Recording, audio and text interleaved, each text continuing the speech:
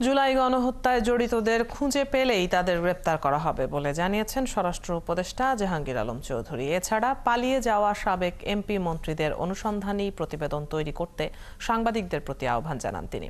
বিকেলে রাজধানীর উত্তরায় armed police battalion school and কলেজে শহীদ মুগ্ধর স্মরণে তোরণ উদ্বোধন শেষে সাংবাদিকদের এক প্রশ্নের জবাবে এসব কথা বলেন স্বরাষ্ট্র উপদেষ্টা। এটা আমি অনেক আগেই বলছি, যারা কর্মস্থলে অনুপস্থিত আছে তারা আমার এই বাহিনীর সদস্য না, তারা ক্রিমিনাল। তাদের যে কোনো জায়গায় পাওয়া যাবে আমরা ধরে দিবেন, আপনারাও তাকে ধরে দিন। বর্ডারে নিরাপত্তা ব্যবস্থা জোরদার করা হচ্ছে, বা যারা পালিয়ে গেছে তারা হলো 5, 6, 7 এই 3 দিনই সবচেয়ে বেশি পালিয়ে গেছে।